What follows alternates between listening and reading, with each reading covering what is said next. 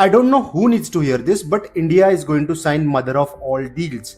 And yes, I am talking about India Europe Free Trade Agreement. Simple भाषा में समझाता हूँ, ये डील ट्रेड को सस्ता और इजियर बनाने के लिए।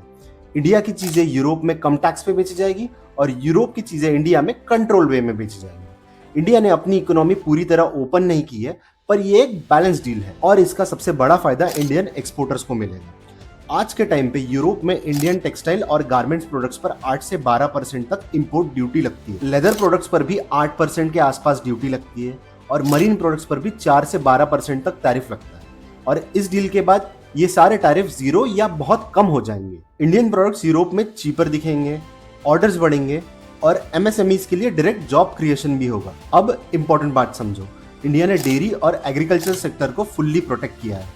यहाँ पे टैरिफ कट नहीं किए जाएंगे। इलेक्ट्रिक व्हीकल मार्केट्स भी पूरी तरह ओपन नहीं किया है। अगले 5 साल तक ईवी मार्केट पर प्रोटेक्शन रहेगा।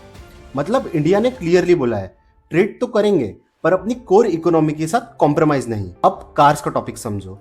आज के टाइम पे इंडिया में इंपोर्टेड यूरोपियन कार्स पे 70 से 100% तक टैरिफ लगता है, पर इस डील के अंदर सिर्फ प्रीमियम और हाई एंड कार्स के लिए टैरिफ अराउंड 40% तक किया जाएगा और फिर धीरे धीरे उसे 10% तक भी लाया जा सकता है। मास मार्केट कार्स और ईवीज अभी भी प्रोटेक्टेड है। तो टेक्नोलॉजी और कंपटीशन तो आता है, पर इंडियन ऑटो इंडस्ट्री सेफ रहती है। गुड्स के साथ साथ सर्विस भी बिक रहे हैं। इंडियन कंपनीज ऑलरेडी आईटी और कंसल्टिंग में स्ट्रांग है। इस डील के बाद इंडियन सर्विस कंपनीज को यूरोप में स्मूदर एंट्री मिलेगी। टैरिफ नहीं, पर मार्केट एक्सेस बैरियर कम होना इंडिया के लिए इक्वली इंपॉर्टेंट है। अब थोड़ा जूम आउट करो। यूरोप चाइना पे डिपेंडेंसी कम करना चाहता है और इंडिया उनके लिए एक ट्रस्टेड अल्टरनेटिव बनकर उभरा है। इस डील के बाद इंडिया ग्लोबल सप्लाई चेन का बिगर पार्ट बन जाएगा।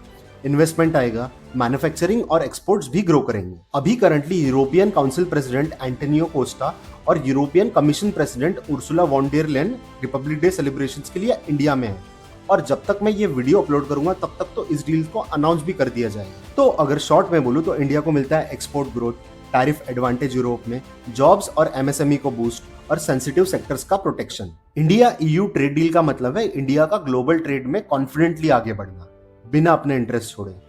इस पे आपके क्या थॉट्स है प्लीज कमेंट में बताइए। तब तक के लिए जय हिंद, जय भारत।